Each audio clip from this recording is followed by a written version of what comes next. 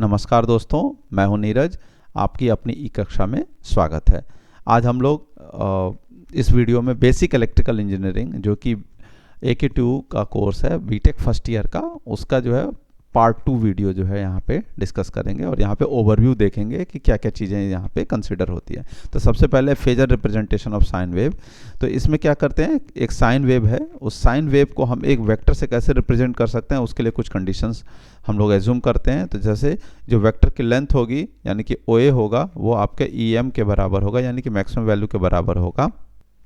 और इसकी जो हमारी साइन वेव है इसके जो है होती है VM साइन ओमेगा टी या EM साइन ओमेगा टी। तो इसकी एंगुलर वेलोसिटी और यहाँ पे जो वेक्टर है इसकी एंगुलर वेलोसिटी दोनों जो है सेम रहेगी और यहाँ पे एंटी क्लॉकवाइज में रहेगा।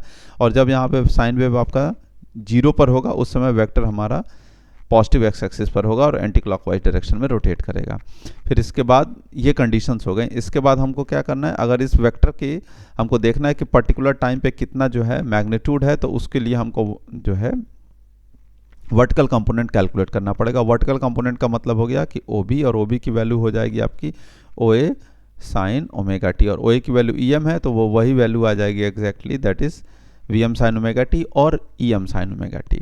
तो यानी कि हमको यहाँ पे वर्टिकल कंपोनेंट देखना पड़ेगा। तो हम आगे देख रहे हैं कि जैसे जैसे हम आगे की तरफ बढ़ रहे हैं वैसे वैसे यहाँ पे साइन वेव में वैल्यू जो है वो बढ़ रही है। वो तब तक बढ़ी है जब तक एंगल π/2 नहीं हो जाता। तो यहाँ पर भी आप देखेंगे जैसे जैसे आगे बढ़ेंगे पहले से जो है वर्टिकल कंपोनेंट क्या होगा, इंक्रीज होता जाएगा और वो मैक्सिमम हो जाएगा जब एंगल कितना होगा, π/2 होगा। फिर और आगे हम जाएंगे तो यहाँ पे साइन वेव देखें, साइन में तो वैल्यू जो है डिक्रीज होने लगती है और पाई पर आके 0 हो जाती है। तो आप देखें तो यहाँ पर हम जैसे ही आगे बढ़ेंगे पहले से वैल्यू जो है वो कम होने लगेगी।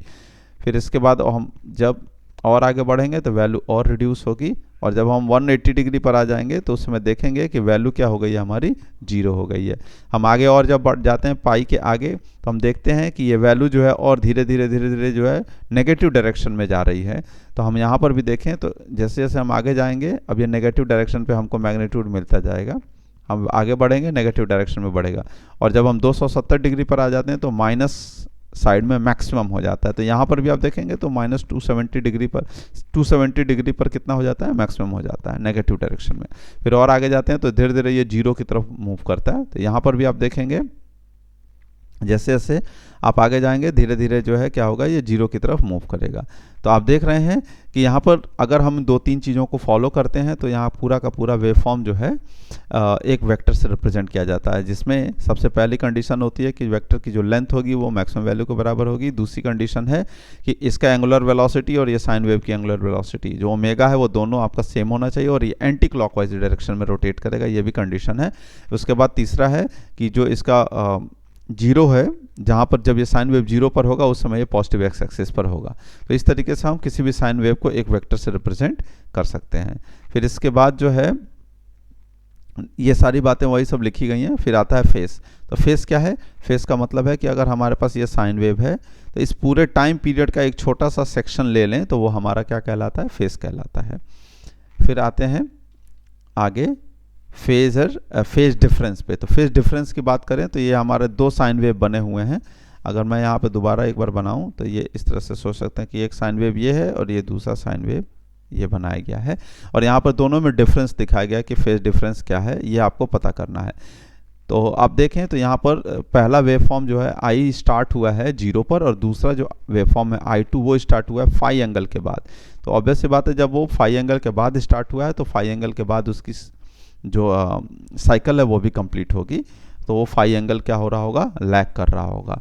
तो हम यहाँ पे आगे और पीछे वर्ड नहीं यूज़ करते हैं, टेक्निकली हम लीड और लैग वर्ड यूज़ करते हैं। तो यानी कि यहाँ पर I1 का अगर इक्वेशन लिखें तो I1 m sign omega T, m का मतलब मैक्सिमम से है, साइन ओमेगा टी है, तो I2 क्या होगा आपका sine omega T minus phi होगा क्योंकि फाई एंगल वो लैग कर रहा है। ठीक है। फिर इसके बाद आते हैं फेजर डायग्राम की बात करते हैं। तो सेम इक्वेशन ले ली गई है ऊपर से ही और यहाँ पर देखें तो क्या है, आपको जब भी फेजर डायग्राम बनाने के लिए मिलेगा 2, 3, 4 कितने भी वेव फॉर्म हो तो साइन वेव हो तो आपको क्या करना है, एक रेफरेंस लाइन लेना है और रेफरेंस लाइन हमेशा आप जो है पॉजिटिव एक्स एक्सिस को ही कंसिडर करेंगे। पॉजिटिव एक्स एक्सिस को रेफरेंस लाइन मान लेंगे। उसके बाद जो है आप करेंगे, मैं यहाँ पे दोबारा बना रहा हूँ। अब देखिए मैंने यहाँ पे पॉजिटिव एक्स एक्सिस को ले लिया है रेफरेंस और I1 को ड्रॉ कर रहे हैं। तो यहाँ पर सबसे पहले हम क्या लिख देंगे, I1, क्योंकि ओमेगा टी +0 डिग्री का हो या -0 डिग्री का हो, ये है आपका। तो इसलिए हमने यहाँ पर 0 डिग्री पे ही बना लिया I1 को। और यहाँ पर क्या देख रहे हैं, I2 साइन ओमेगा टी -5, तो -5 है तो एंगल हमारा कहाँ जाएगा, नेगेटिव है, तो पीछे बनाना है हमको, लैग करता हुआ दिखाना है, तो ये हमारा I2 हो जाएगा और ये एंगल क्या हो जाएगा आपका फाई एंगल हो जाएगा। अब यहाँ पर आप कोई कह सकता है कि सर ऊपर क्यों नहीं बनाया है, तो ऊपर इसलिए नहीं बनाया है क्योंकि अगर ऊपर आप बनाएंगे तो I2 जो है वो लीड में चला जाएगा।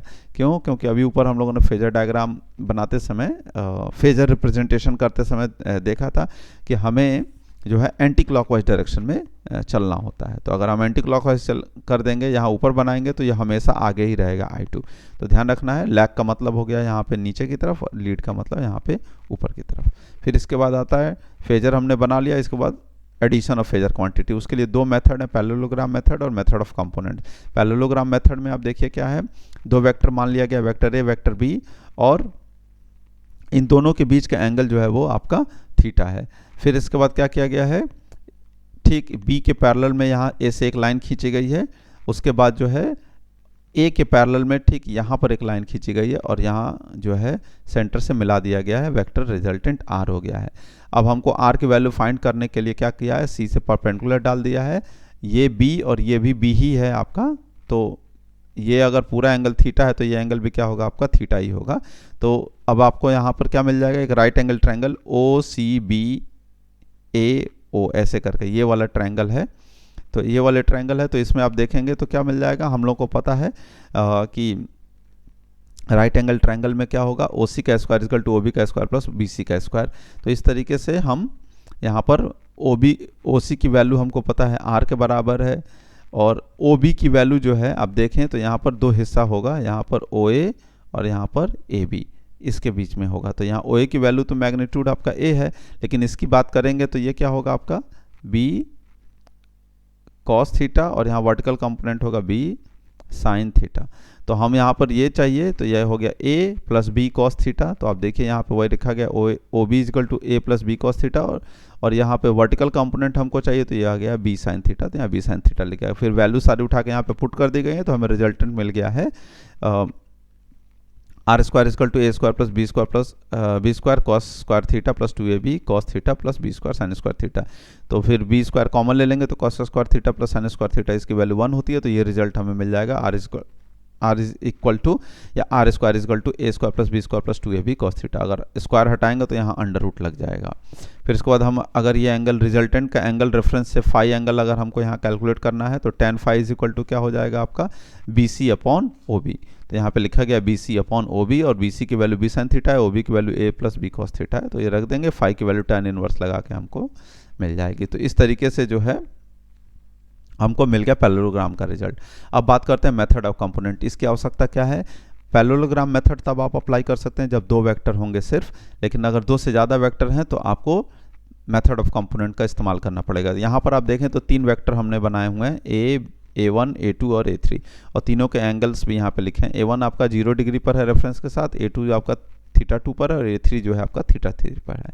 तो जब भी ऐसा होगा तो आप पहले फेजर डायग्राम बना लेंगे जितने भी वेक्टर्स होंगे उन सबका, उसके बाद उनको x और y कंपोनेंट में रिजॉल्व कर देंगे। तो आप देखें यहाँ मैंने x कंपोनेंट रिजॉल्व किया, तो A1 plus A2 cos theta 2 plus A3 plus cos theta 3, और ay के लिए क्या हो जाएगा आपका A2 का साइन थीटा 2 और A3 का साइन थीटा 3 आ जाएगा। और फिर एक तरफ से क्या करें, अब हमारे पास इन सभी वेक्टर्स के रिजल्टेंट जो है, एक x कंपोनेंट मिल गया, एक y कंपोनेंट मिल गया, और दोनों के बीच का एंगल यहाँ पे कितना होगा, दोनों के बीच का एंगल होगा 90 डिग्री। तो रिजल्टेंट के लिए आप फॉर्मूला वही लगाएंगे जो ऊपर है। तो क्या हो जाएगा a x square plus a y square plus 2ax ay cos 90। तो cos 90 करेंगे, cos 90 जीरो हो जाएगा, तो ये वाला पूरा टर्म जीरो हो जाएगा। तो हमें रिजल्टेंट वही जो यहाँ लिखा है वो मिल जाएगा, ax का स्क्वायर प्लस ay का स्क्वायर अंडर रूट में आ जाएगा।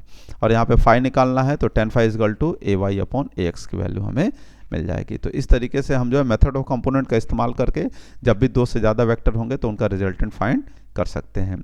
फिर इसके बाद आता है यहाँ पर relationship between sinusoidal, rectangular and polar form. तो ये जो तरीका है, ये साइन जो हमारे वो वोल्टेजेस या करंट्स हैं उनके जो है कई तरीके से उनको रिप्रेजेंट किया जा सकता है। पहला फॉर्म होता है साइनसॉइडल फॉर्म, दूसरा है रेक्टेंगुलर, और तीसरा है आपका पोलर फॉर्म। तो कैसे करते हैं, इसके लिए एक एग्जांपल लिया गया है कि एग्जाम्पल में लिया गया है कि वोल्टेज जो है 50 वोल्ट है, फ्रीक्वेंसी 50 हर्ट्ज है और एंगल जो है फेज एंगल 30 डिग्री है। तो जब भी इस तरीके की चीज़ होगी 50 वोल्ट ऐसे कहीं लिखा है तो आपको वोल्टेजेस कई सारे बताए गए हैं, maximum value, instantaneous value, average value, RMS value. तो आप यहाँ पे हमेशा ध्यान रखेंगे कि वो आरएमएस वैल्यू होती है, अगर कुछ भी बताया नहीं गया है कि क्या है, सिंपली लिखा है वोल्टेज है तो आरएमएस वैल्यू कंसिडर करेंगे। तो वीआरएमएस 50 हो गया, फ्रीक्वेंसी आपको दी गई है 50, तो ओमेगा की वैल्यू 2πf लगा के जो है हम लोग निकाल लेंगे, 314 आ जाएगा। और वीएम की वैल्यू हमको पता है कि साइन वेव के लिए जो है आपकी वीआरएमएस जो होती है वो होती है वीएम अपॉन √2। तो यानी कि वीएम इजिकल टू कितना हो जाएगा, वीआरएमएस इंटू √2। वीआरएमएस 50 है तो वीएम इंटू √2 करेंगे तो ये वैल्यू मिल जाएगी। फिर उसके बाद साइनोसोडल फॉर्म स्टैंडर्ड होता है VM sign omega T plus 5। तो आप देखें तो वीएम की वैल्यू कैलकुलेट की वो रख देंगे, ओमेगा की वैल्यू रख देंगे और फाई की वैल्यू यहाँ पे दी गई है वो रख देंगे तो आ जाएगा। रेक्टेंगुलर फॉर्म क्या होता है, वीआरएमएस cos 5 प्लस जे टाइम्स वीआरएमएस साइन 5। तो हम वीआरएमएस की वैल्यू निकाल चुके हैं, cos 5 इस तरीके से हमको a प्लस जे बी के फॉर्म में मिल जाता है, यानी कि रियल टर्म और इमेजिनरी टर्म में जब भी रिप्रेजेंट किया जाता है तो उसी को जो है रेक्टेंगुलर फॉर्म बोलते हैं। फिर उसके बाद आता है पोलर फॉर्म। तो पोलर फॉर्म में जब भी रिप्रेजेंट करना होगा तो वीआरएमएस एंगल फाई ऐसे वर्ड यूज़ करते हैं। तो वीआरएमएस की वैल्यू 50 है और एंगल दिया है 30 डिग्री, तो 30 डिग्री लिख देंगे। तो इस तरीके से जो है हम कैलकुलेट कर सकते हैं। फिर इसके बाद जो है अगर चेंज करना चाहते हैं आप रेक्टेंगुलर से पोलर फॉर्म, पोलर से रेक्टेंगुलर फॉर्म, ये सारी चीज़ें, तो उसके लिए जो है क्या सोच सकते हैं आप, ऐसे देखिए तो यहाँ पर क्या है, यहाँ देखें तो a sign omega T plus 5 है और रेक्टेंगुलर फॉर्म क्या होगा, a प्लस जे बी होगा। तो a प्लस जे बी होगा तो इसका ये मीनिंग है, हम इस तरीके से रिप्रेजेंट कर सकते हैं। a की वैल्यू देखिए आरएमएस वैल्यू होती है तो हम लिख देंगे a अपॉन √2, क्योंकि साइन वेव की आरएमएस वैल्यू क्या होगी, वीएम बाई √2। तो a upon √2 cos 5 plus b is equal to क्या हो जाएगा, a अपॉन √2 साइन 5। तो इस तरीके से जो है आप क्या कर सकते हैं, साइन वेव को रेक्टेंगुलर में चेंज कर सकते हैं। ऐसे ही आप पोलर में भी चेंज करना चाहते हैं तो पोलर में भी वो आपका चेंज हो जाएगा। कैसे चेंज होगा, पोलर फॉर्म में अगर चेंज करना है, सपोज आपके पास a प्लस जे बी है तो क्या आ जाएगा आपका √a² प्लस b² और एंगल क्या हो जाएगा, tan inverse b upon a। इस तरीके से आपका चेंज हो जाएगा पोलर से रेक्टेंगुलर से पोलर फॉर्म। तो इस तरीके से चेंज आप कर सकते हैं जहाँ पे भी आपको आवश्यकता होगी। आशा करते हैं कि आपको ये वीडियो जो है पसंद आई होगी। अगर पसंद आई है तो अपने दोस्तों के साथ इसको शेयर करें और चैनल को सब्सक्राइब जरूर करें। धन्यवाद।